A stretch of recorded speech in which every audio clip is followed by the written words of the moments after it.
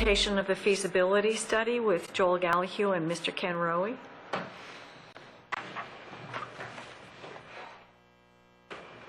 Good evening. Good evening. Give me a second to get things queued up here. Well, before you start, I'd like to say that we're already receiving emails, and so we're already sending emails that tell them, okay, read page 1. It says this is a draft document. These are only ideas. This is not something that's carved in stone. Calm down. Having said that, we appreciate the people in attendance here tonight. Absolutely, absolutely. It's good to be in on the ground floor, but there will be a lot of work and a lot of citizen input. Yeah, I'm going to have to move this thing out of the way. Or trip over it, one or the other.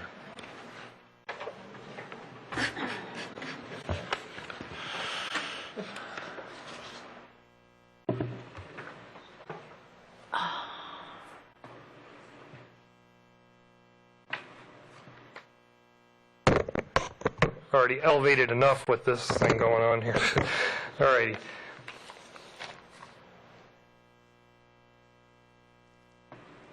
Thank you, Madam Chair, members of the board. Comes to us every year. We take the opportunity to review the feasibility study. This is our annual planning document, and it gives us a chance to look at our capital improvement plan options, CIP options, look at redistricting plans, and consider, this year it's considering a strategy for the 2013 to 2023 period. Staff is recommending the appointment of an attendance area committee and the initiation of redistricting process that'll be redistricting that would take effect August of 2013. I guess, really the feasibility study stands as a link between the capital planning that we do in the capital budget and the redistricting. And so really what this board is getting with this report and the members of the community is a first look. And so while I think it's important, to say to people, yeah, these are drafts, we don't want to diminish the fact that we do need to take on some goals here and see what we ultimately decide, or what the board ultimately decides this fall. So we'll use this report to highlight our options and gain direction on redistricting plans. And finally, I think it's important for everyone that is going to testify somewhere along the line in this process to realize that this is a process that is beginning to get input for a decision that is going to come in November, which is unlike other decision-making processes that we do. And I think the reason why we do it that way is that it's highly complex. It takes people time to digest the information. And by putting it out here now, we give them time to better understand it. The process on the left shows the capital budget process. We begin with an enrollment projection and present this feasibility study, which has some of the capital budget ideas. And we'll continue on in developing the next capital budget. I realize you probably feel like you just finished one, didn't you? It always works that way. Yeah. So we'll continue on with that. But in the meantime, with this presentation, we'll begin with the redistricting committee and goals with your direction, and come back in October with a staff report for Board of Education review. And whatever decision that may be, that will have an impact on the capital budget in some way or another. So it feeds back into the capital budget process. Goals that we're presenting for the 2013 redistricting are, first off, to open elementary school number 41, which will relieve the schools in the Northeast, and I'll show you some more about that in a moment. Balanced capacity utilization in Columbia East region. This utilizes additions. We have Northfield, Phelps Luck, Stevens Forest, Thunder Hill. So we're trying to leverage those additions to make use of them in the entire region. And finally, relieve Veterans Elementary School.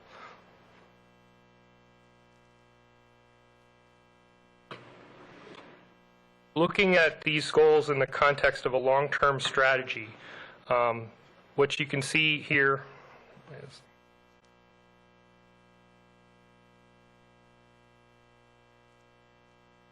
Here's the 3 goals that I just mentioned: the opening of the school, relieving East Columbia, and veterans.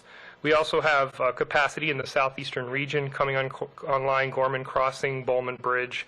And this plan that is presented in this document for August 2013 uses some western capacity, not unlike the plan that we reviewed last year. And then subsequent to that, we go into the future. This plan talks about redistricting to open middle school 20, balancing middle school capacity with that opening, and adding elementary capacity with Running Brook for downtown Columbia. And in the next year after that, we have southeastern elementary school capacity at Laurel Woods Elementary School. It's discussed in this plan, and we need to put that in the capital budget.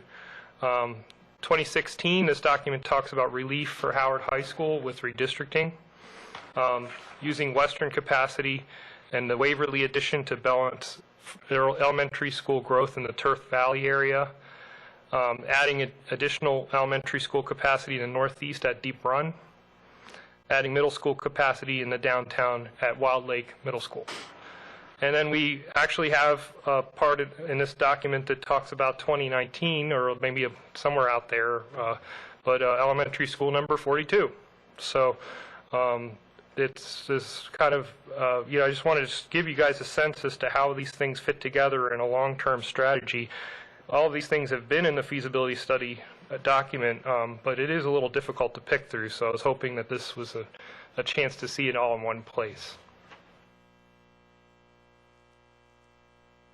Let's talk about a no-action strategy to better understand what goals we're recommending. And I say that, we know that construction is underway for elementary school number 41, but you could just imagine a circumstance where maybe we couldn't go forward or something, just to think of it that way. So if we had no action, the most evident impact would be at schools like Deep Run, Bellows Spring, Elk Ridge, and Waterloo. And you can see that here. Back. The Elk Ridge crowding and Bellows Spring attending area comes down to the Route 1 area. There's Deep Run is on the other side of Route 1, but it has attending area to the east. And then Waterloo actually has some attending area in here. The Waterloo attending area stretches from the Route 1 area essentially up to Longgate. Then some of the other more obvious areas that are crowded, and all of these things that are shown here can also be seen on the pre-measures chart on page 48. But you can see the veterans crowding, and here's the Talbot Springs crowding and the Phelps Luck. So there is also crowding at Swansfield that's shown in this before condition map. And then there's capacity available. That's where the blues are shown. And the greens are schools that are within the target utilization between 90 and 110% utilization. So there's a plan in this document for redistricting that's on table 2. And these maps that are also in the document attempt to show how we build the new school attending area and balance capacity throughout the regions, Northeast region, Columbia East region, and parts of the Northern region. Again, this is all elementary school redistricting. The Elk Ridge attending area that would go to the new school is Elk Ridge, as I mentioned, is one of the more crowded areas. So basically their southern part of their attending area. If you look at the charts, you'll see that Rockburn is not overcrowded, but the Duckett's Lane property is within the Rockburn attending area. So we have to include Rockburn and make use of that as a part of the plan. Bellows Spring has attending area that is east of Route 1. And also attending area that is in between 95 and Route 1 in that Port Colony area. And so the new school would get parts of the Waterloo attending area and Bellows Spring attending area in the Port Colony. Bellows Spring would retain a little bit of that. The elementary school 41 cannot take all of the Port Capital area. We've modeled it 6 ways to Sunday, and it will not work.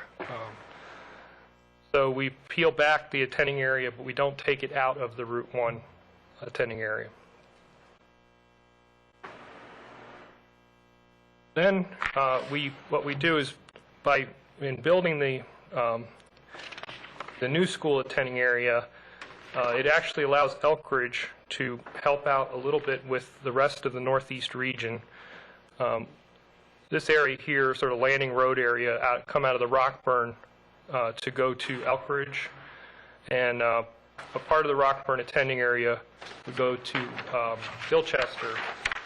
If you look at the document, you'll see that there is some available capacity at Worthington and Ilchester, and of course, as I mentioned before, at Rockburn.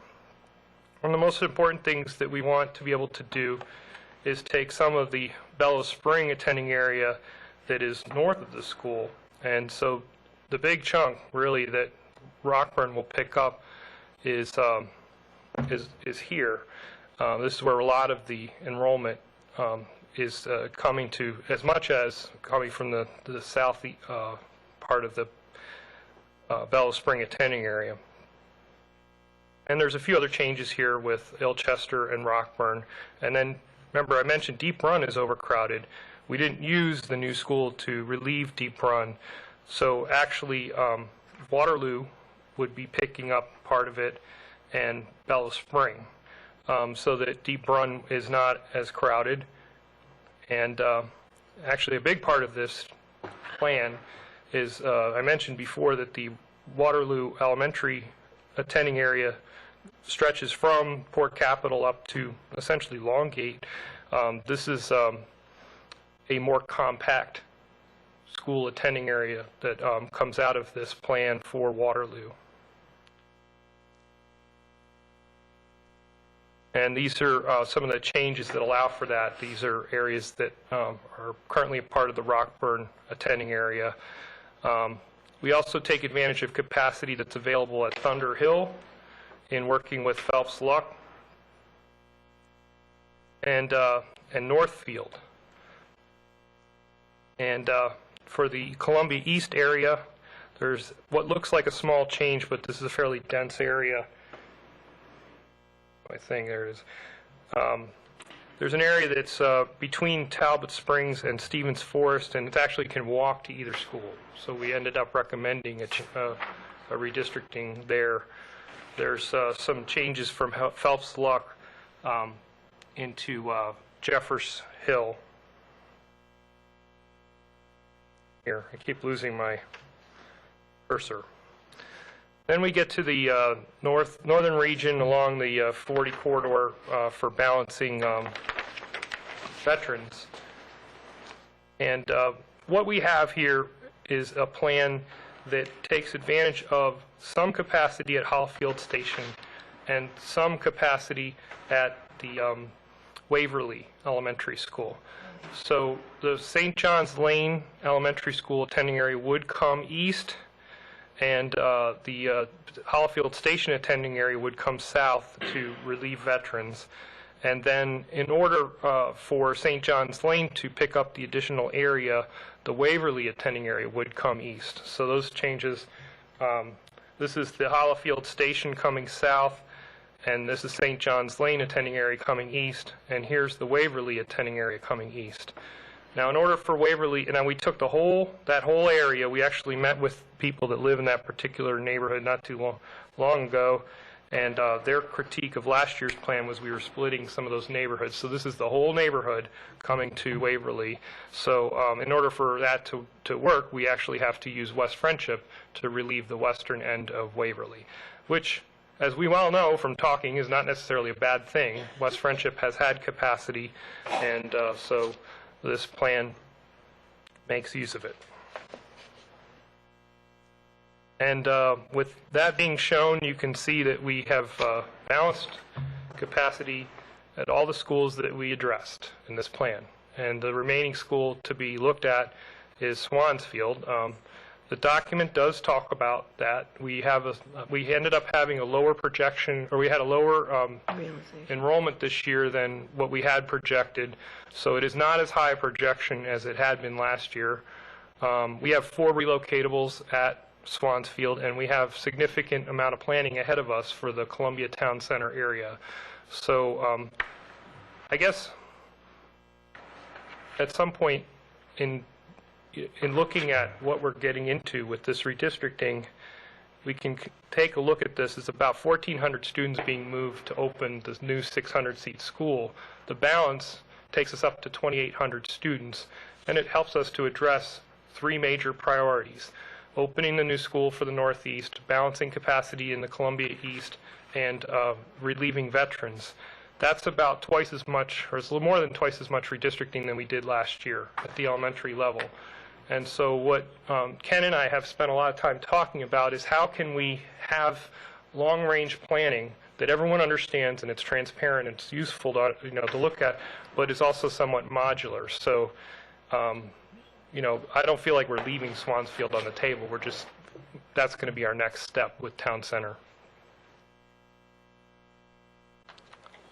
So it's going to be a busy summer. We've got some volunteers for our committee.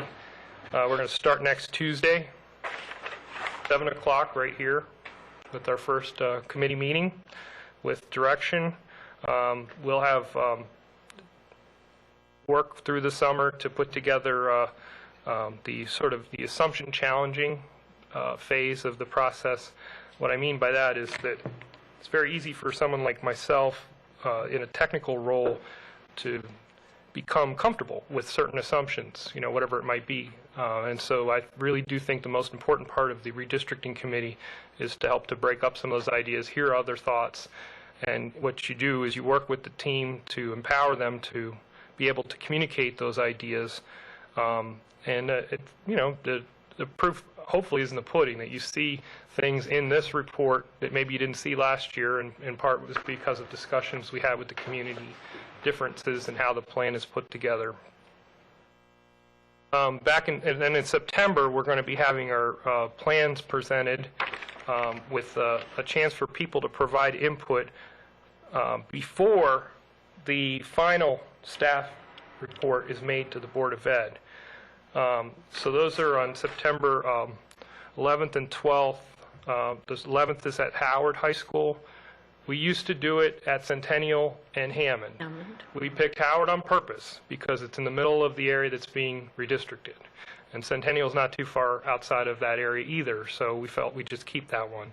So that's a big change from previous years. We never seemed to change it before, but it does seem to be the right thing to do. So October 18th is when the final staff plan is presented to the Board of Education.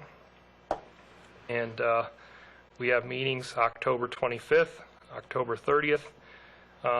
These are when we begin to get into the public hearings where people register to speak, November 8th, November 13th, and then I get my birthday present where you guys vote on November 15th.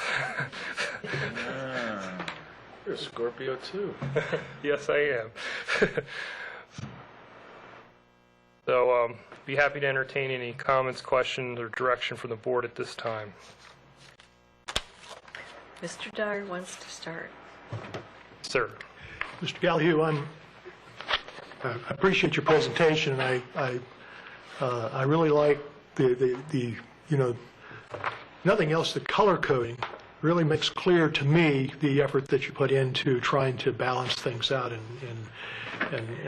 Thank you. and the fact that there's one little red spot there shows that you're realistic too, because you can't do everything, but you can you're focusing in on where the problems are. What I want to do is I want to just give you a couple of my concerns rather than trying to ask you the right question, because I'm not sure that I would ask you the right question. I want to let you, come back and maybe direct me in the right direction. But it's my concern is a number of different things. In other words, what you've done right now is you're right at the core of your of where you're in your strong techno, you've got this system and everything, and it's for the redistricting, but you're also our go-to guy for planning. So I want to, my concerns sort of go back to your strength, your overall expertise, and how that fits in with what you're doing right here. But also, there's stuff around here that's bouncing around in my head. Part of that was from the county council meeting 2 days ago, which you were at, and there were things happening there that I'm trying to factor into what we're trying to do as a school system. The timeline that you've been looking at, that you've just presented, has to do with our public meetings, as a Board of Education. And what I was hearing 2 days ago was there's another timeline out there that's going at a fast pace from the county council. And there's public meetings that have been scheduled, and the county council was kind enough to look us straight in the eye and say, you guys better show up for some of these. And then the magic abbreviation Apfo came up. And it sounds to me like there's possible consideration for reworking Apfo. And so that has me concerned. And I'm sort of wondering, what can we do? What ideas do you have as our resident planner to improve Apfo? What do we want to do as a board? I don't think we want to just sit here and wait for county council to do what they think is good for us. I think we need to be more proactive so that they really do know what we need as a system. So that's sort of bouncing around. Also, from 2 days ago, I got a real strong feeling from the county council that there's concern about the pre-K situation and Head Start, and some feedback as far as what are our priorities on dealing with that situation versus, and they seem to be willing to look at it from increasing the flow of revenue a little bit, maybe. I mean, maybe I'm imagining things, but it looked to me like there's a window of opportunity there, and I was wondering, how does that fit in? And I know that, there was some feeling that we wanted to, or at least some of us wanted to, compress that time span where, as far as dealing with it, see if we couldn't do something more expedited, similar to what we did with the artificial turf fields. And then the last thing that's bouncing around, and your red area is pointing right at it, and that's I seem to remember a lot of stuff about there were triggers at some point about the possibility of a new school site in Newtown, and so I'm wondering, where are we at that? Look with that. Is it really close? Are we close to having those triggers? And how does this all fit in with the redistricting? And so those are my concerns. But I'm relying on you, not just to tell me about what you have well under control. It's real apparent that you've really mastered the ability to work with the community and do a really great job on the redistricting. But beyond that, there's another level up there. Getting that new school site set aside, hopefully somewhere close to Newtown, and these others. I'm just am I asking for too much? Oh, that's the question that I answer. No, those are all important issues that need to be addressed. And if I don't specifically address them here tonight, there'll be a night where they are specifically addressed here. They're taken under advisement. But one of the things you referenced was that the county council is taking input on the general plan, which everyone should be aware of, and you can go online and anyone can provide input to the general plan process. And I think that was part of what they were saying. I think the other part of what they said, if I heard them correctly, was something about attending specific meetings. They had invited the board members to attend specific meetings, and that might result in more specific direction. So I welcome that. I mean, it Talk about sounds this- like we could really benefit from advice from you, before we go to those meetings, is what I'm saying. I mean, I can attend the meetings, but I really need to be more informed, or, I need more direction from staff, that's Yeah, all. and I probably need a little direction on that myself, that's something that, if the majority of the board wants to give us an action item, we'll take that up. If it's a matter of putting together a few look-fors that you guys can make use of, or where to find the information, I'll work through Mr. Roy on that. The other thing you brought up was and I never remember exactly what these triggers, it's Hcpss that are associated with the town center plan. And we actually have been working with Department of Planning and Zoning to put together the first part of it, which is the Columbia Town Center schools analysis. We're supposed to have a staff work together as staffs to produce an analysis that comes to this board. That's what the trigger talks about. And we, they have a town redevelopment planner that they has been working on a couple of other big ticket items with that. But of course, I always coordinate directly with the research planning staff at DPZ, and we've been meeting pretty regularly on town center planning and drafting information. So I think it's on the board agenda. I'm not sure if that's ultimately the best timing.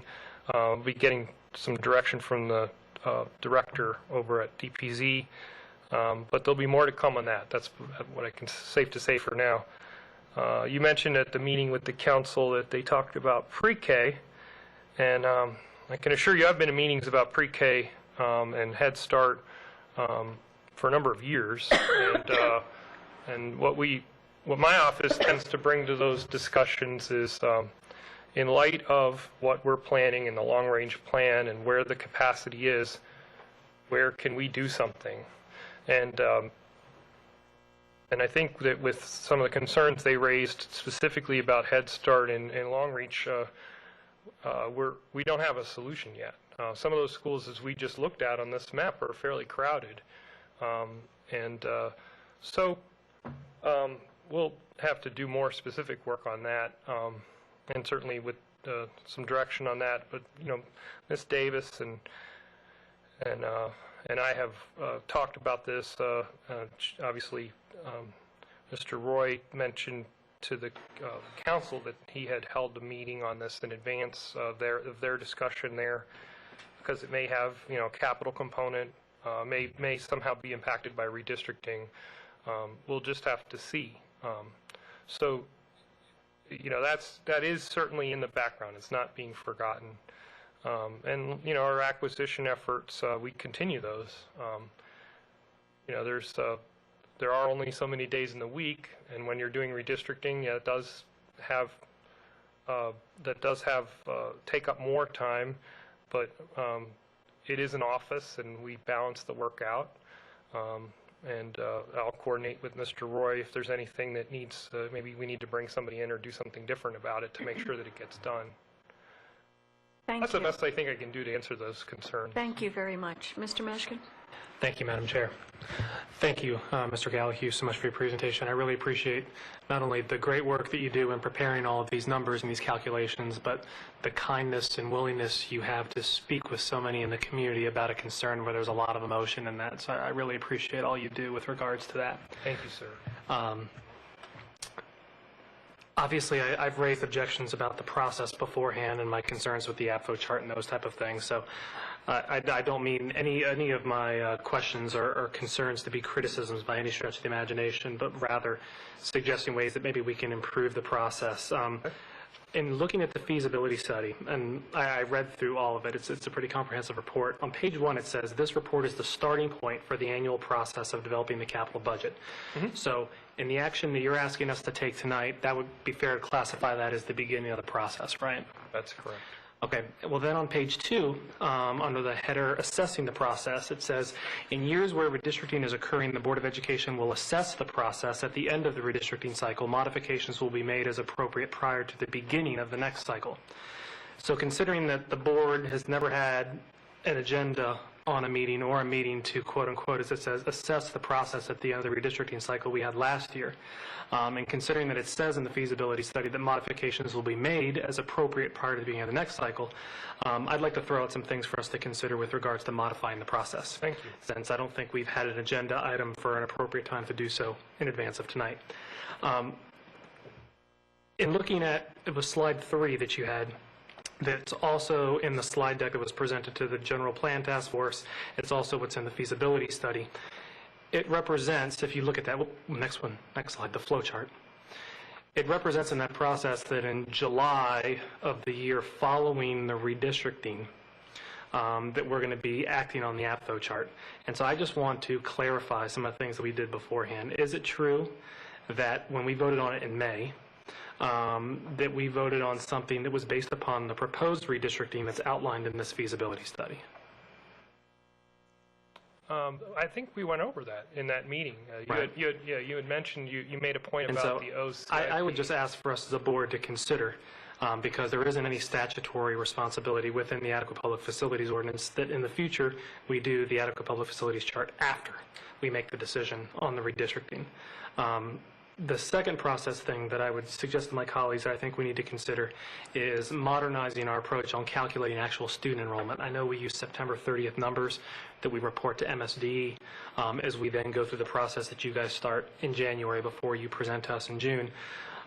But obviously we are tracking student enrollment throughout the year, and we're collecting that data. And we use the polygons as we do now, and we know there's some variation in those polygons as time goes on, as there are in any model. But I have concern that most of the things that drive our redistricting aren't substantial changes in enrollment in a school. It's usually 4 or 5 percentage points that then drive us to do things. For example, last year, one of the polygons that we had for elementary school redistricting, which was off Johns Hopkins Road and Flamewood Road, we talked about at that time, it was about 140% differential between actual students versus the modeled numbers. And so I know that we oftentimes say, well, our projections are good, and they are. If you look at our projections on an annual basis, they're never more off than 4 or 5%, but it's 4 or 5% that usually drives redistricting. So even though they are good at 4 or 5%, that 4 or 5% does drive redistricting, does drive those type of decisions. And so I'd ask for us to consider ways that we can continue to validate and verify some of these numbers so that the numbers we're using based upon the decisions we're making aren't as old as the numbers that we're looking at, because I think the market's a little more dynamic than that. And then you have that driving the overall process of the capital budget that we voted on already and the Apfo chart that we already voted on that are going to be highly influenced by this. The other thing that I would ask for us to consider is to modernize some of the assumptions. And when you look at some of the assumptions in here, and when you look at, I'll pull up on the exact page if anyone wants to take a look at it. It's on, I'll pull it up in a second. It's a little bit later in my notes here. I really think the idea of suggesting that a single-family home has more children in it than a townhouse or an apartment or a condominium is kind of an aged assumption. I think it's old. I think in light of what we've seen in Emerson, what we've seen in Maple Lawn and other places, just by virtue of where the housing market is and those type of things, I think we need to change some of those assumptions that are driving some of the growth. Mr. Meshkin, those aren't yes. assumptions.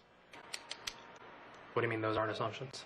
We don't build the projection from assumptions about single-family detached home yields, single-family detached home yields, or apartment. We build those from factual pupil generation yields.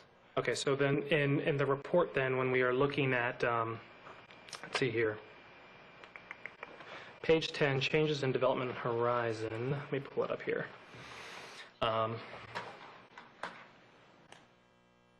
Sorry, I got to go between PDFs between your presentation and the feasibility study.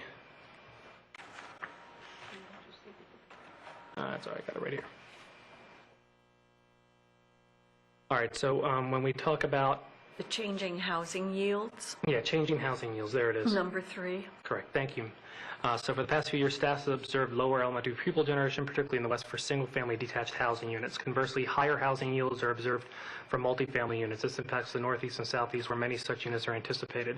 Individual projections for each school help to capture local effects. So even though we talk about that there, that isn't part of the calculation?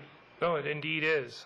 We collect that information for each projection and we would have a 5-year data series.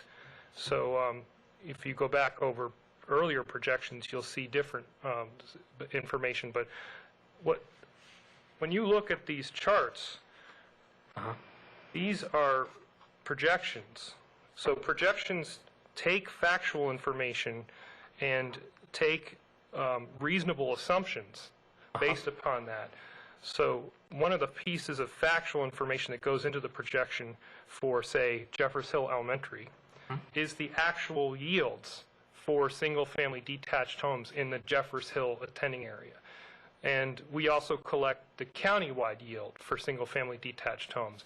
And we can look at that, and we can say, for example, if a new development is being built, like a few years ago, there was Eckers Hollow was built in the Jeffers Hill attending area. So you look at a new development, you don't have any history for Jeffers Hill. You have no new development. We can say, well, we don't have any long-term history for Jeffers Hill except going back to the 70s. But what we do have is the countywide average. So we can make, that's an assumption, based upon a factual piece of information, the countywide average. And that basically is both the science and art of making projections, is that it's the choices of the information. But I think, I understand the question you're asking and, the concern about, modernizing and updating the methodology. But I think it is important to get across to you that when it comes to yield rates, those are actually measured factual pieces of information. We take the actual number of students and we geocode them to the school attending areas. We geocode them to the house. We check to see if it's a single-family detached home or a single-family attached home. When we look at the birth yields for the school, we get the state to give us a 10-year data series every year, but 10 years back, geocoded to those school boundaries, those elementary school boundaries, so that we can have, a good set of facts to begin our assumption-making process. And I'm describing something that is best seen, one-on-one. And that's something I welcome. If you want to go into I understand. that, or And anybody that's here, I we can have make an appointment and we can do that. No, I appreciate that. And we've actually talked about this beforehand, obviously, because Fulton Elementary was affected last year when I was a PTA president of Fulton Elementary. We started talking about this. But what's fundamentally your assumption, and correct me if I'm wrong, is that you're using past performance to inline forecast the future, correct? When you say real data, that's what you're talking about. You're talking real by past definition data. of projection. Yeah. Correct. Well, no, not necessarily. An inline forecast is one form to project. There are other methodologies to project. What I'm suggesting is there is a difference occurring within the housing population. And Mr. Ramsey's talked about it with us with regards to transportation. For example, it's why they had to add an extra bus to my kid's neighborhood in Maple Lawn this past year, because they didn't project that many students to be there. Because there is, wherever it is in the school system, there is an assumption that a townhome or a condominium will have less children than a single-family home, and it governs a lot of this. And I think there was an assumption at a time, based upon the past, when those families could buy those single-family homes. And so if you were to look at data over the past 10 years, that behavior, by virtue of what's happened in the past 3 years, will be different going forward. So you have indeed agreed with what I'm saying to suggest that the decisions we're making to project the future are based upon the past, but some of those assumptions are no longer relevant going forward, which is my concern. But Which is why I every think year we we need to have change those assumptions. Every year we have a new set of past. We have a new set of 5 years. We lose the 6th year and we gain the first year. And what we're looking at as far as single family or detached, attached, or multifamily is not assumption. It's fact for that 5-year series of data. But what I think you're trying to say is that But it's a fact, it's an assumption of a fact of the future, based upon a fact of the past. that's the Could next I step. ask, where is this going to move us Okay, in so today's? So the three things that I would ask us to do, since we're now at the beginning, according to the feasibility study, is I would ask us to consider moving forward how we do the Apfo chart and do it after redistricting, A. B, I think we need to look at other ways, whether it's headcounts with technology, et cetera, to actually modernize the numbers we're using, so we're not going to use September 30, 2011 numbers in this decision that's going to affect how we're going to redistrict schools for August 2013. And third, I believe that we need to change the assumptions. We should not be inline forecasting this. You wouldn't inline forecast a business based upon 5 or 10 years of the past when the future, sure well, will be dramatically different. And so I think we need to change some of these assumptions and elevate what we are assuming that's going to be coming from apartments, condominiums, and townhomes in downtown Columbia, as well as in the eastern part of Howard County. Those were the 3 process things that I wanted to bring up as part of what's written in the feasibility study. Now I have some very specific questions about the feasibility study. In your presentation, you have green rankings on that chart for 91% to 111%, but that's predicated upon school year 2013. The redistricting we're talking about is for school year 2014. Is that correct? To take effect August of 13. That's correct. But that's school year 2013 and 2014. The numbers that you have there, could you pull up the green chart for me? Those numbers are based upon the school year 12 to 13 or 13 to 14? It'd be 13 unless there was some error in producing Which it. 13? Because you have August 13 on the previous chart, so I assumed it was for August 13. It'd be August 13 until June of 14. Okay, so, but these changes that we're talking about here are for starting when? It would take effect August of 13. Okay. If this is the no action map, it would. Then I'm really confused as to your numbers then that are green. Because when you look at the Apfo chart, Laurel Woods Elementary School is at 122% in August 15. You talking about the AFFO chart that's Which is for 2015-16 to start. I'm sorry, what? I'm not, these are the numbers that are in this document. You talking about the AFFO chart, that's a different projection. Okay, so the projection that's in the Apfo chart that suggests that Laurel Woods is going to be at 122% in school year 2015. That's the blue feasibility study. That's the one we just voted on. Oh, no. That's the feasibility study that I stood here last year and presented. And then we went ahead and did the redistricting. On 5/22/2012, which I believe was about 2 weeks ago, we voted on an APVO chart that says Laurel Woods Elementary School in 2015-16 will be at 122%, in 2016-17 will be at 123.9%, and on from there. You're right, that's a different projection. Okay, so tell me how that projection relates to this projection. It's a different one. It's from the year before. So what we voted on in the APVO chart... I'll tell you what. The biggest area that it differs is that it has a slightly different 5-year data set. It has one older year, and it doesn't have this past September 30th data.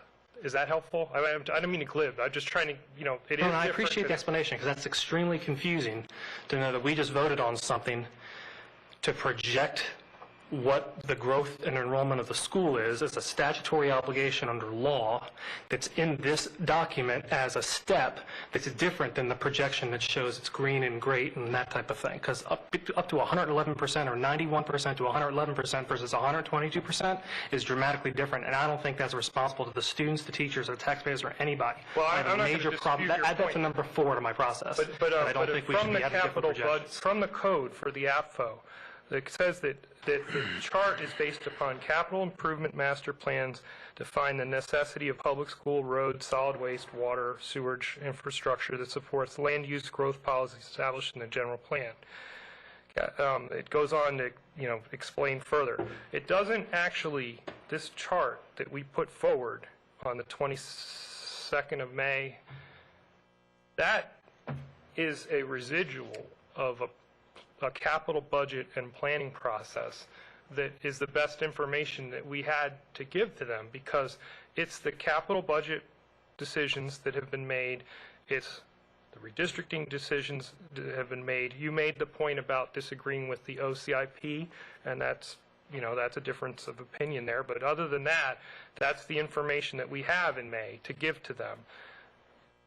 Okay, so I'm thoroughly confused. So if we go back to the chart that includes, the flow chart that includes the APVO chart, the projections that we voted on, that we talk about whether a school's at capacity or under capacity, for that we did 2 weeks ago is different than the projections we used for the redistricting when the APFO chart was based upon this proposed redistricting? Mr. Michigan, if you go to that flow chart, Yes. you observe that it's a 2 years gap between the start of the process and voting on the APFO chart.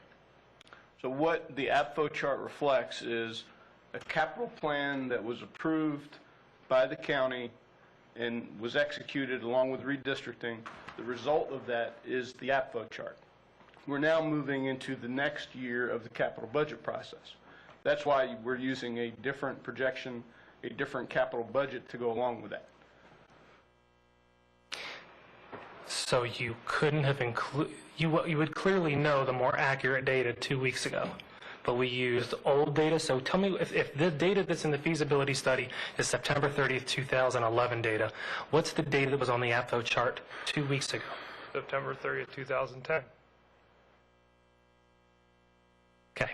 But it includes it includes the budget, the capital budget that we know we now have. I think I understand the point you're trying to make, and yes, we could always possibly try to nudge this along and maybe use more accurate data or more current data, but I think it is a more stable view. The current way we're doing it is a more stable view of where we're going to be based on the projects that we currently have in the pipeline. Is that correct? That's correct. But we're going to redistrict off of what? And then the next AFO chart will have this start of this capital budget process as part of its factor when it gets handed in next year at this time. I think part of, and bear with me. Go ahead. I think what you're trying to figure out where the chicken is and where the egg is. Mm-hmm. And in my view is, as long as the chicken's in the same relative spot and the egg is in the same relative spot, and we know what we're doing. But to me, in good faith, when I look at that green chart and Alan talks about, oh, that looks great, that's really, as pretty as that may be, that's not realistic.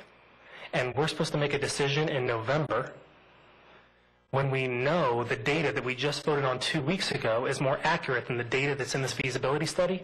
That makes absolute... Just the opposite. The data in September of 2010 is more accurate than the data in September 2011. You can't make that claim. You said. No, I'm saying that the data in this feasibility study, which is 2010 data, is not. 2010. Slow down. Okay. Slow down Yeah, and let's take a calm breath down. here. Okay. Please. So, this data in the feasibility study here is more accurate than the data we had in the APFO chart, but now that county council is acting on the APFO chart with regards to housing allocations and making decisions off of that we're then going to be behind on the 8-ball on to then have to deal with and adjust in the future. Do you see what I'm saying? That was my point. The factor you're missing is that the APFO chart includes the capital budget for the projects we know are now funded. If we can't overlay this data onto the capital budget going forward, because we don't know, it's a year later and we don't know what the next year capital budget's going to be. That's why this is, depending upon where you put that chicken or egg, this is either the start of the process or the end of the process. And certainly, it's a matter of choices of how to deal with the information. I'm not going to stand here and say that it's absolutely wrong to take the new projection and stick it in the APFO chart that was voted on in May 22nd. But I can promise you it'll confuse somebody. And so if you read the minutes of the APFO committees back in the 90s, there was a lot of discussion about having stability and having, a system that people can understand. I think at one point you mentioned that the APFO chart is a projection. And I think that you're right that it has projection information in it. But I also think that it might be almost better to look at the APFO chart as a sheet of rules, or part of a sheet of rules that comes as a derivative to a projection-making and capital budget process at the end of this 18-month series. Certainly you might not agree with how that's being done, and I'm not going to dispute that, but I'm trying to explain that that's how I understand what is occurring. Okay, so in looking at the green chart that suggests all this is green, for the folks at Laurel Woods Elementary School, they are projected to be now between 91% and 111%. right, in 2013. Okay, and that's we believe that to be accurate. Yes. Yes, I believe that to be. Okay. All right, let's move on. On page 8, the study states, based on the long-term growth trends, a site for a future elementary school in the east should be banked. We don't currently have that site because this is talking about the next one after site 41. In light of the fact that the Oxford Square site may be able to hold both an elementary and a middle school, and since it seems like the CSX intermodal may not be happening there, have we thought about that as potentially a viable option for the next elementary school? There was a study done on that type of layout, but I don't think that is the current direction. So we would have to re-examine that as a group. Okay. This board member was not willing to have our ideal schools mitigated or changed in order to fit on that property. That was just my personal view of that, but But there Okay. was analysis of that. it was I had done. my objections also. Yes. Okay. You have Last question. strong Sure. objections. On page 15, there's a discussion about the elementary school capacity in downtown Columbia. And you alluded to this beforehand, Mr. Gallahue, when we were talking about the little red blip in the middle at Swansfield, and the proposal that came to us from Mr. Mark Steingesser, who's here tonight, as well as other community members from the Route 108 Harper's Farm Road area corridor. What I don't understand is, considering that we know that we're having some of these issues arise in downtown Columbia and that type of thing, why we wouldn't address some of those issues to create some capacity in some way prior to that development happening. So could you maybe explain, you kind of touched on it briefly, as to why we wouldn't address some of those issues, since we know that tsunami is coming of new development, which is a good thing, we just need to prepare for it. There's always so much. It's hard. I want to make sure I get to everything you talk about. I think that everyone who looks at these charts needs to recognize that we are not counting relocatable classroom capacity in these charts, and that's something we do for to make sure that people are not lulled into thinking that there's plenty of capacity, and they get out there and they see it's an old relocatable that's been there for 20 years or something like that, although many of ours are in much better shape than that. So for temporary purposes, we do use relocatable capacity. So, as a staff person, I think that 4 relocatable classrooms at Swansfield is taking it down to, well, I can tell you, because we presented it to you in the spring. Relocatable report. At the relocatable report is taking it down into the high 80s, low 90s by, say, 2013. But more importantly is that redistricting to relieve Swansfield can actually occur 2 different ways. Obviously, you had a huge 1,000-acre environmental reserve area that sits between Town Center and River Hill. So you're going to go around that one way or the other. So you're going to go through Clemens Crossing into Pointers Run, or you're going to go as the plan that Mr. Steingesser worked on to go up through the north. And you're also going to be discussing capital improvement plans that are associated with Longfellow, Running Brook, and as soon as I believe next week or next board meeting, you'll be talking about Longfellow.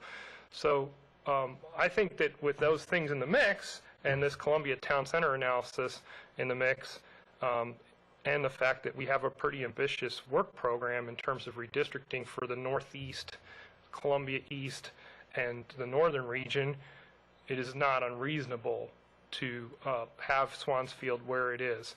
But, I didn't hide it. I mean, we put it right out there that's a part of the plan, and so, that allows you to ask the questions, and perhaps the board wants to give us some kind of different direction. No, and I appreciate that. I know Mr. Aquino just kind of jokingly said, to calm down, that type of thing, but I do get worked up over this issue, and I had an 8-year-old crying daughter, last year, when 50% of Fulton was redistricted. So I've dealt with this, in personal ways that maybe some of my colleagues haven't in recent memory. And I just want to make sure that I say we're old. I didn't say that. You said that, Mr. Aquino. But I think this is I'm not a fan of redistricting. I'm not a fan of us getting in these situations, which is why I don't think anyone would intentionally put us in this situation, which is why I try to focus on the process as much as possible. But I just want to make sure that we are planning and not reacting, and it seems like we're caught behind the 8 ball and constantly reacting to forces that are bigger than us. And I'd like for us to figure out a way to get out in front of it. So I appreciate you answering my questions. I know it was a litany of them. I'm sorry I didn't email them to you in advance. But I Well, appreciate you when we're taking held the chance. accountable, we perform better, so I appreciate it. Thank you, Madam Chair. Mr. Gallahue, I just have one question. That I was on page 17, at the very last sentence, actually I have two. The proposed 2013 elementary redistricting scenario summarized in Table 2. It says on page 28, accesses capacity in the western region at West Friendship Elementary School to help relieve overcrowding at Veterans Elementary. Is that correct? Because when I looked at page 28, it didn't. It looks like it's actually 29. It just bled over to, Table 2 is on page 29. Okay, so, but is it supposed to, you want West Friendship to relieve veterans? Well, it's That not seems a, like a big it's not like a stretch. hopscotch kind of, Directly. let me show you the, go back to the, Not directly. it's a domino effect. So veterans is, right, there it is. So veterans is over here, everyone, and it is highly overcrowded. And we have some capacity available at Hollifield, and we have some capacity available at Waverly. So by pulling St. John's Lane to the east and Hollifield to the south and Waverly to the east, we can do some relief. But that is a little too much for the current, if the existing Waverly attending area plus this St. John's North attending area. So we've been talking about West Friendship and using Western capacity, and so this plan uses some capacity at West Friendship. Is that for, you're really serious that this might be a part of this attendance area committee to look at? Wouldn't the goal be to look at how to relieve veterans? Is that what you're intending? It is simply as a part of that goal. Does it tap all of the capacity in the West? No. It's a, and that's something that we learned about last year too, is that there's a lot of capacity out there, but there's also a long distance to travel. So we did not end up tapping as much of that capacity as maybe we could have. We had a pretty robust discussion between the committee and the board on that. But this is probably a conservative use of that available capacity. It doesn't box us in to doing something more. And these are attending areas. Now, it looks like it's going pretty far to the west, but bear in mind that the western polygon there is a landfill and an age-restricted housing community. So what it really is on this West Friendship area, this is really not producing students. They're going to be over here. So they're pretty close to the Waverly School. They're not out, or West Friendship for that matter. So it's, it's just one idea that we could take I advantage of. know. I just wanted to make sure because I couldn't. Okay. The other thing is just a suggestion. On page 12, would you please start adding the year of the SBRs per school? Because as they age, it's good to have an idea of the Glennell High School one seems brand new, but it's already at least 3 or 4 years old. You don't think SBRs get better with age? Actually, they do to a certain extent. People understand that's a sequencing batch reactor. That's noted, and we'll make that change. Thank you very much. I have a question. Anyone else? Mr. Aquino? Bear with me, I have a couple, and I made some notes in the margins. I want to just sort of run through them as quickly as I can. The first one is, I think there is another correction I want to point out on one of the maps. Columbia. and this may be premature, if you'd rather put it off, that's fine. Do we know anything about how we would phase or reuse Faulkner Ridge? That's going to be talked about in the June 26th report. Thank you.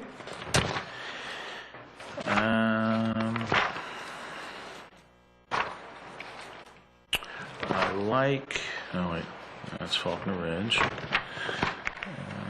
You need some of these. No, I'm okay. It's not going to take that long.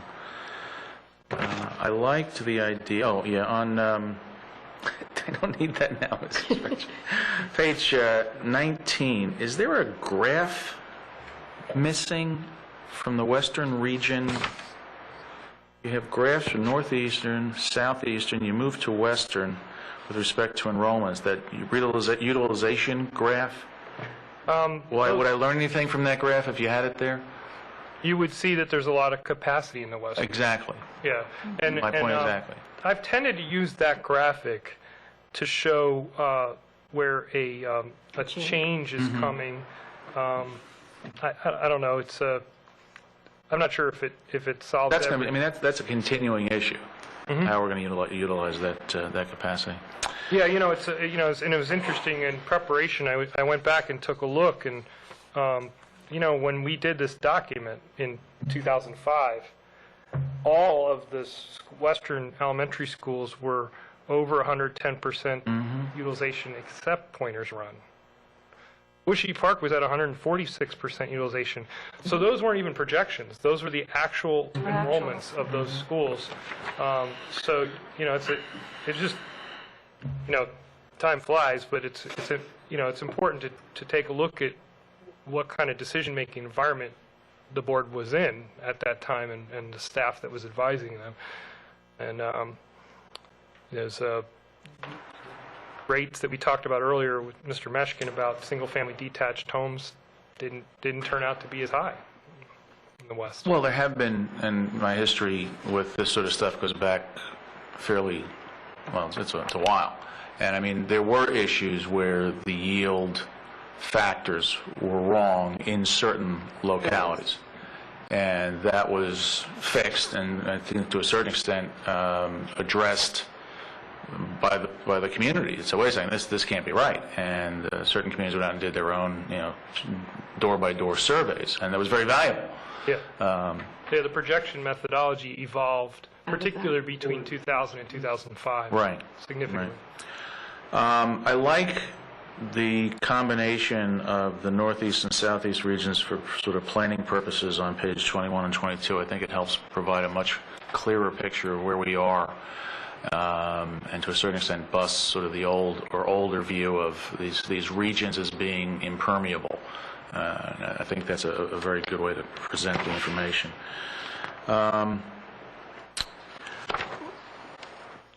We're talking about another elementary school in the east. The board you and Mr. Roy have been in the context of looking for sites for 41 and middle school 20. There are sites that we're still looking at, and that's a continuing process, correct? Absolutely. Thank you. Moving students out of, or moving the Howard Junior ROTC program. We go through this, it seems like, every time. And what ultimately happens, and so I have a question here, we need to be refreshed on the number of students in those programs to see if there's really enough juice worth the squeeze. You knew I had to get to that at some point, right? Chuck Ecker would be proud. Okay. Other sort of general comment, when I got to page 29, and so the total elementary school students redistricted at almost 2,900, I kind of cringed. And you do point that out as a weakness, I think, in the overall plan. Yeah, it's more like 1,400 to open 41. Yeah. And then on map Northeast Region 2 map, Okay. I think you're missing a section that you want to move from Ilchester to Rockburn. I think I'll check that, and if it's the wrong, I'll- language in the description puts those, a number of more polygons into that move, and the graphic is missing certain Okay. polygons on the Well, certainly some western people in side. that neighborhood are tracking this pretty carefully, so, and I also put one of their neighbors on the committee, but we'll put a revised map if that is the case, and we'll And send an that's email to the board. all I have. Thank you. Thank you. I will say, though, that this, again, is the start of the whole attendance area committee process, and as has been seen in almost every year, the ideas that come from the committee are fairly valuable in working out other options. So we'll see how that pans out. Ms. Valencourt? Well, I apologize if I missed the answer to this when I stepped out, but the Swansfield projections, I don't see any place where they're in the 87s. How is that? That's it's a, temporary capacity can't be relied upon in this kind of long-term planning document. What I'm saying to you is there's 4 relocatable classrooms there, and so when we present the relocatable report, we show the board what the utilization is with the relocatables. And I was just ballparking it in the high 80s, low 90s next few years with what they have there. But it's you don't want to get too comfortable saying that is the capacity utilization, because they're relocatable classrooms, and, Right. and you want a permanent solution. Right. And now I understand about sort of saving different capacities for the new town development, but when we're talking about elementary in particular, the kids who are in crowded schools right now, they're being impacted right now. And when we have places where we can move them right now, like in this case, Swansfield to Clarksville Elementary, it really loses something on me to the idea of putting that off to save for some future time, because these kids don't get those years back. Just I will be pushing for not saving space for down the line when kids are being impacted today. The question I have a question too, though, is there some place in this that I'm missing where the committee has been identified and named? Is it all set? It's not identified and named here. Okay. Is that list usually is it a secret, or? No, it's not a secret. I don't have it handy to name it here, but Well, I've gotten a number of phone calls from folks who really would like to understand why they were not invited to be on the committee. And, I'm sure there must be some criteria. There definitely is. Yeah, well, They should and write that- a letter if they applied. they're not happy. They'd like to, I've basically said I don't have anything to do with that. But what is our usual thing? You say Well, what I was going to discuss was the fact that this is listed as a report, and yet there was a recommendation that we authorize that you go ahead with an attendance area committee. And so I was going to seek consensus for that. And Mr. Gallahue can explain the process, but I know that we did receive a report a long time ago. Maybe that can be regenerated so that people could understand. It was that there's an advertisement. People are only 2 people per district are selected, and they go through an interview process. But it's independently selected, Mr. Gallahue, and I don't know who else. Well, it's advisory to superintendent, so I work all the way up to that level. And, this is an opportunity to review scenarios. There's some people that have more of an advocacy role that are supporting a specific position, and part of the interview process is to try to identify that and determine if that's going to be perfect. I have never hidden from anyone, what my position is. I have all those conversations with them one-on-one. So, I think that, my goal is to put together an effective process and improve the staff recommendation through this committee process so that the board, in their regular deliberations this fall, can have the best information possible, which you well know will not necessarily be this plan that's presented in this feasibility study. It's always different. It's never been. Yeah. Okay, so somebody who feels like they may have been unfairly locked out of the committee because they have an advocacy plan that we don't want to have unduly swaying the committee. Do they have an advocacy opportunity besides showing up here to do public testimony? Well, I would start with Mr. Gallagher's supervisor, me, and they're welcome to give me a call and come in and see me, and we can go from there. Okay, well, I apologize in advance, but I'm going to tell them to give you a call. Sure. Okay, thanks. No, that's appropriate. And the attendance area committee is, and they all meet in the open.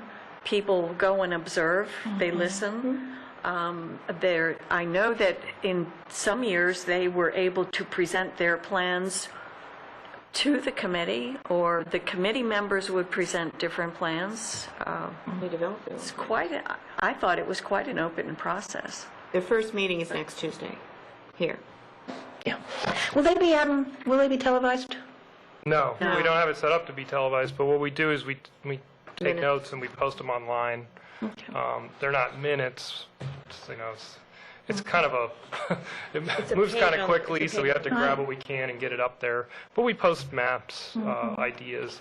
Oh, there's lots of, there's a lot put on there. It's very helpful stuff. And Yeah, as a matter of fact, while you guys are important talking, I'll part- get the website up because It's that's a right. good I got thing it. to But see. the important part is that the public understand that until the superintendent brings us a recommendation, they should not lobby us, because it's a fast-moving, flexible process within the committee, and therefore they should give all of their ideas and their input to the committee and to Mr. Gallagher, so it can be discussed there. And then after we get a formal report, then there would be reaction from the public to us. I would like to point out that Mr. Gallagher is not just waiting for somebody to call him. I mean, he's already scheduled a number of meetings with PTAs of the schools that are primarily affected, where before we make the recommendation, we're going to go out and we're going to listen to members of the PTA and the community to make sure we get all the feedback that we can. Now, I know, do you have any more questions? No, those All were right, them. Dr. Siddiqui. Can I just go on, just to clarify, you mentioned the information, so anyone who's interested in watching, this is our front of our webpage, and there's a button here, attendance area and school planning, and if you scroll down here, there's some information on elementary school 41, but and there's a redistricting box, there's a feasibility study and the supplement, and as this process rolls out, we'll continue to post the information about the attendance area committee. So if people want to see notes, and we have had this happen where people have come to testify to the board in the fall and said, the committee talked about Plan Z, and I thought there was an appealing component to Plan Z, and they found it here. So that's part of what we're trying to accomplish here, is empower people to deal with this complex information. Sorry, Dr. Siddiqui. Dr. Siddiqui. Thank you, Mr. Gallagher, for your presentation. I particularly like the long-term strategy chart that looks at 2013 through 2019. It gives us a good overview. My only consideration that the committee look at is really to consider the Columbia West again, even though I appreciate your comments regarding that there's still time to look at that. I don't consider the portables as part of the capacity utilization for myself in terms of classrooms. I mean, certainly it's difficult for staff and principals to give those portables up, and they can also be utilized for other programs within the school. In particular, if you look at Swansfield over those years, they sort of hover at the 115%.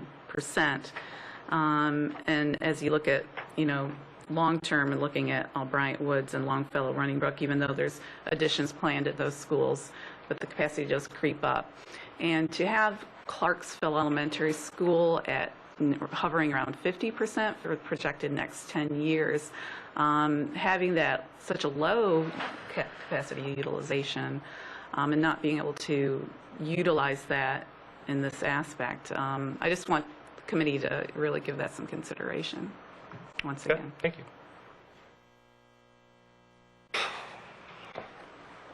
Mr. Williams. So just to touch on the same thing Ms. Valencourt, Dr. Siddiqui just did. I'm sorry, I know you said it before, I just missed it. How come Swansfield wasn't touched this time? Or how come it's still in the red? We have an interim strategy with that school. We have 100 seats of capacity in relocatable classrooms.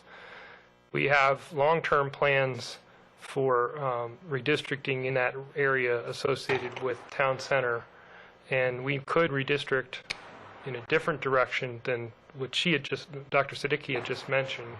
So we felt that those things suggest that it would fit into another feasibility study, on top of the fact that this is a fairly large work program already to accomplish with the opening of 41. Opening 41 is as much redistricting as we did last year, just that.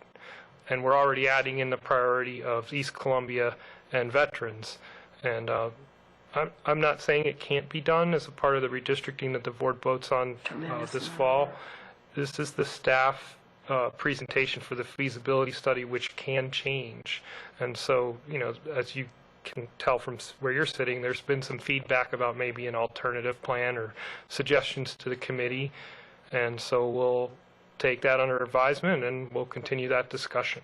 Okay, Excuse me. There's another reason why, at least I haven't pushed harder for that, is if you look at the capital budget, Swansfield is relatively near term in the renovation cycle. And so if there is a need for seats, that would be the time to do it as part of that major renovation.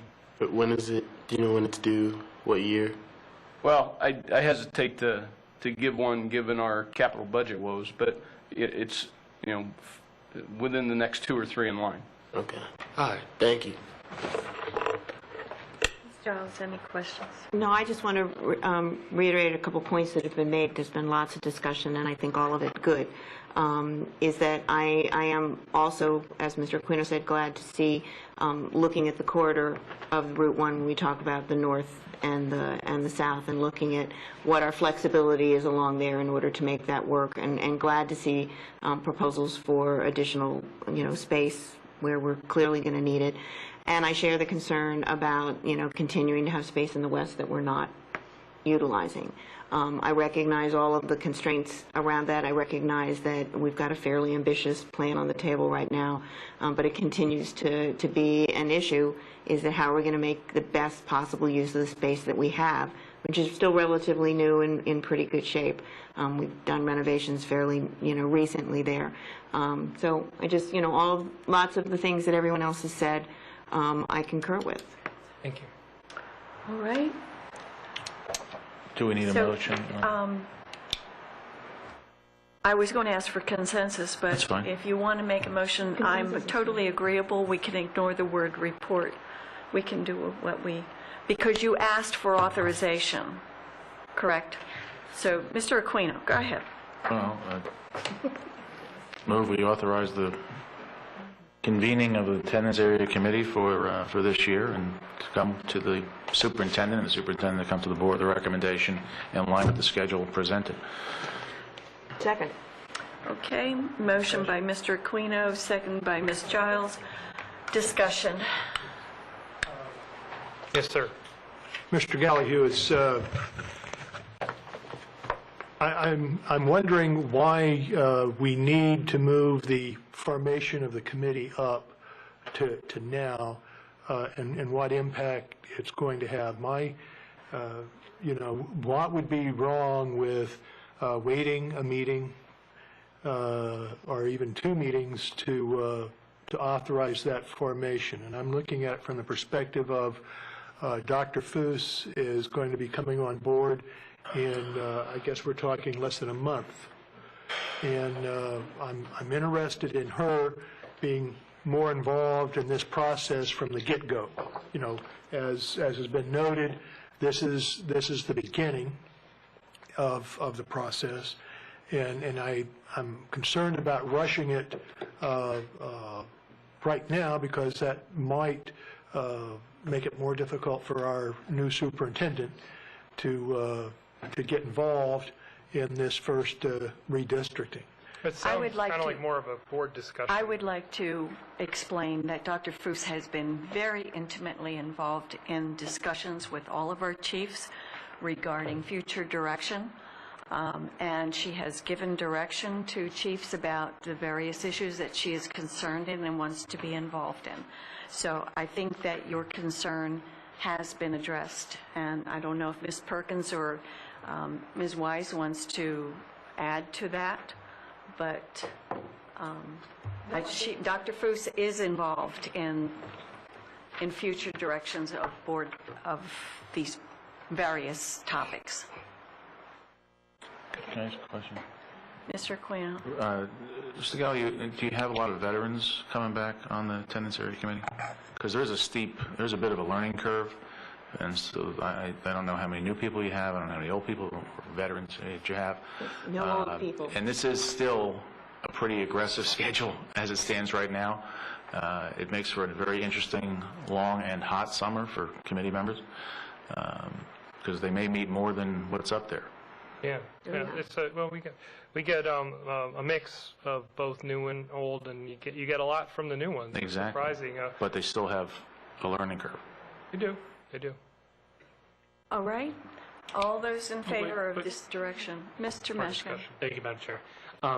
In light of some of the instruction that the board has given to the committee, would the board be willing to have some consensus around also asking the committee to look at the process with regards to what student enrollment numbers we're going to be using? For example, we'll be voting on this November 15th of 2012, and we will have much more updated enrollment numbers between now and then, as one example. May I? Go ahead. I don't think, my personal view is I don't think there's anything prohibiting the committee from making recommendations. If you want to make that as a specific charge, I don't have an objection to it, but I mean, I don't think there's anything prohibiting them from coming to us with that sort of information at the end of it. We do a bit of a debrief through the whole process, so. I might present a different perspective on that. You know, if the goal is for the committee to evaluate redistricting plans, and the WIFR, the what-if scenario generator, is based upon an existing projection, and then the discussion becomes how did you make that projection and what are the inputs to that projection. You obviously have to know that, but if it's, could we maybe change that, I won't get anything done. This committee will not succeed. You know, it's the fresh data. We have enrollment data all year long, and so a projection is made each year based upon a single point in time, but that projection doesn't mean that we're not taking into account all of those changes that occurred subsequent to September.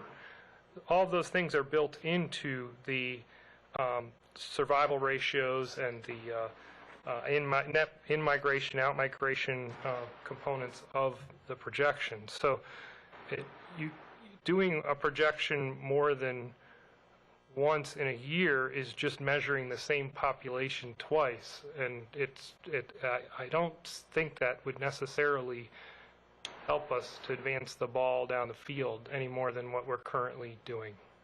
Respectfully, I don't. I think my point was, I don't think if the committee wants to come to us with a recommendation on anything having to do with this, wouldn't that be potentially valuable? Well, I certainly am not one. I'm not suggesting that you turn the whole process on its ear, and I want to make sure I clarify myself so there's no misunderstanding. You know, we learn. I wanted to start off discussion, and you know, we can fit a topic in of how the projections are made. We already have to be oriented on that, and we can take input from the committee on that.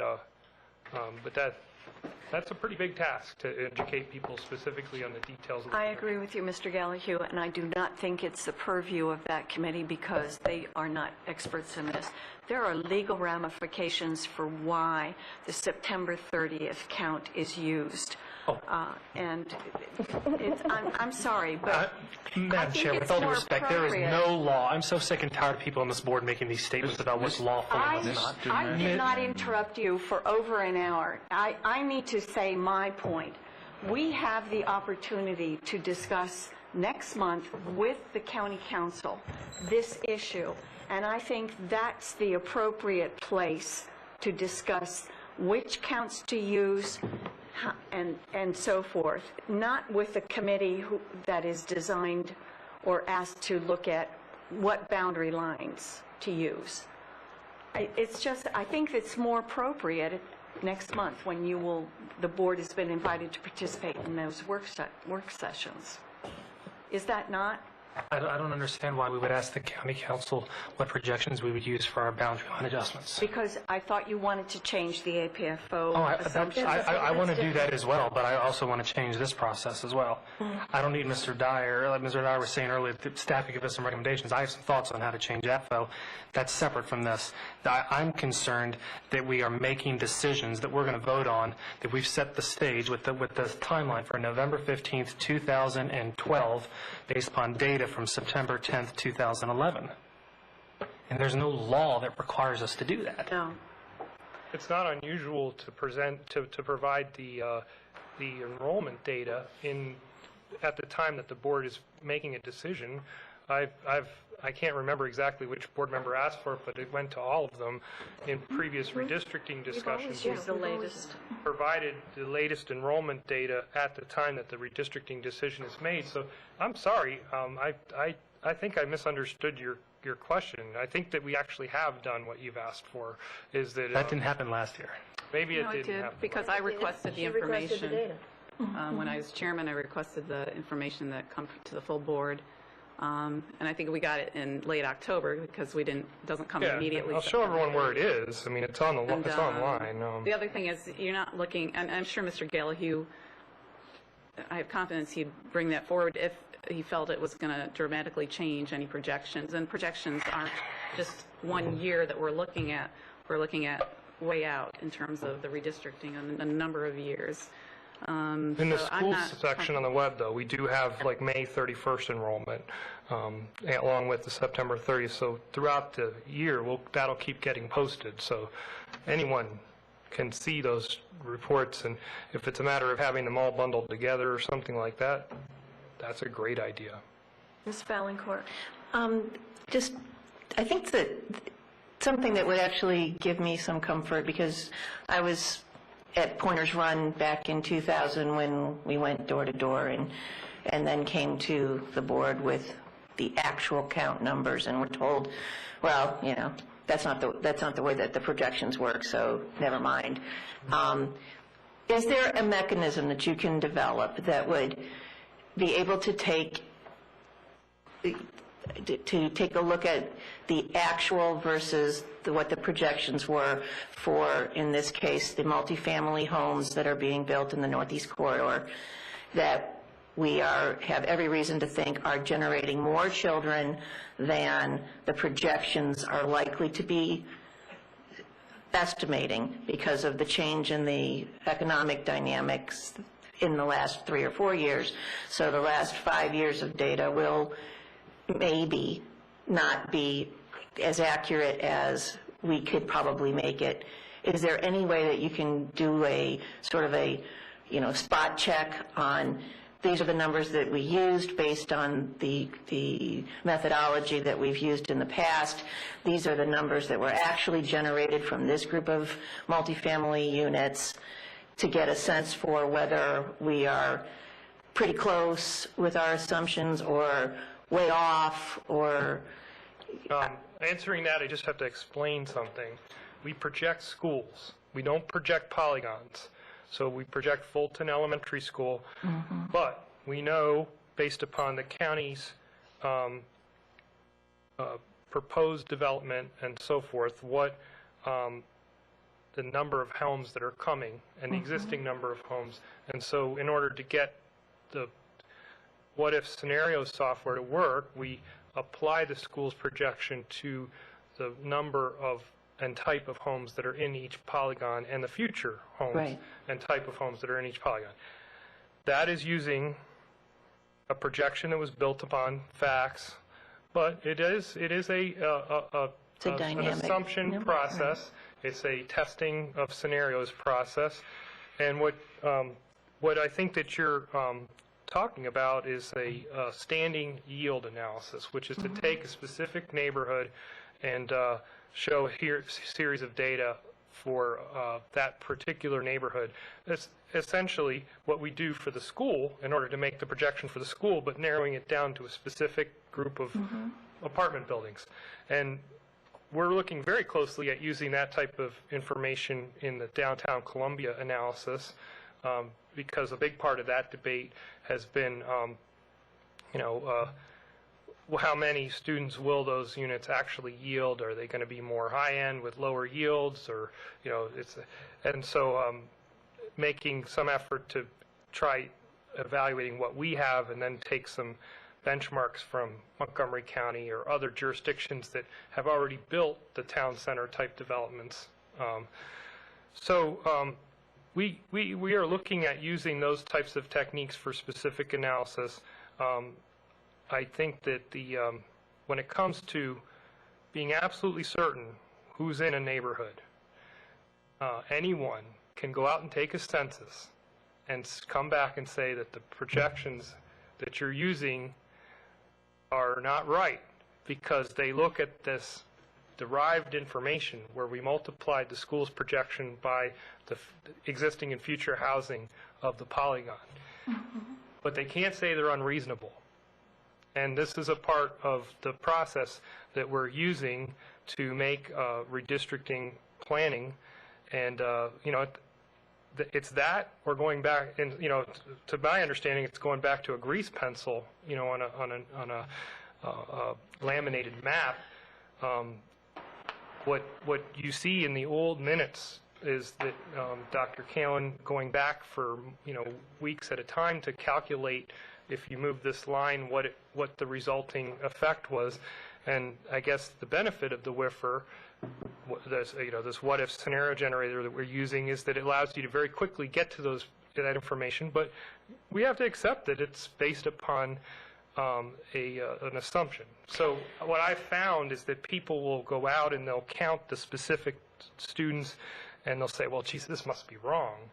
And it's what you're doing is you're comparing a census to a scenario, and that is going to be different. And I guess I'm thinking that there has to be some kind of a middle ground there, then that's why I say sort of a spot check, just to give us some comfort level that the numbers that we are using are reasonably close to. There might be, but the problem with the census is that it only tells you about what's happening right there at that house at that time. It doesn't have any basis of the future. What we talked about earlier with Mr. Meshkin is that the projection is based upon a 5-year series of data. So we look at that trend and we apply that, and we say, well, we see this trend happening at the school. But you can't take a census of the Pointers Run neighborhood like you were a participant in and draw any other conclusion than who is there right then. You can't look at that number and say there's going to be more because of that. Someone might say, well, my students are in a private school, but they're going to come to this public school as a result of this decision or that. You'd have to come back and see if that happened. You don't know whether that really happened. That's sort of getting into a different part of the social science discipline, evaluating preferences and decisions. Mr. Dyer. Thank you, Madam Chair. Mr. Gallahue,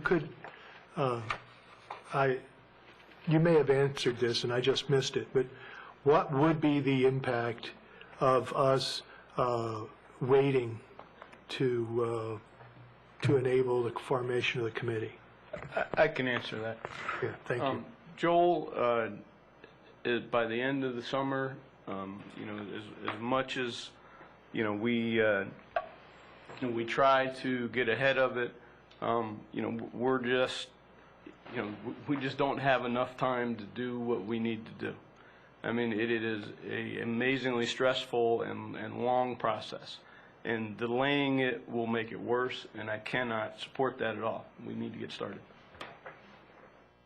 It would be about 2 meetings of the committee set aside, maybe 1, because you have a board meeting on a Tuesday, don't you?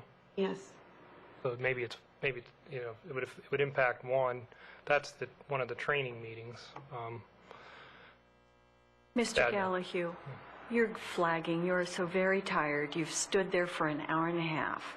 So we would like to thank you, and we have a motion on the floor. We'd like to call for the vote now. And the vote was to authorize the Attendance Area Committee and to approve the recommendations of her staff. So all those in favor, raise your hand. Aye. Aye. 2, 3, 4, 5, 6, I believe. And opposed? 2. So Mr. Meshkin and Mr. Dyer opposed. All right? Thank you so much. Thank you. And I know you're going to have a long, hot summer, and we thank you and the Attendance Area Committee. it would be nice if you could email us the names of the committee members. Yes, ma'am. All right? Next, we have the...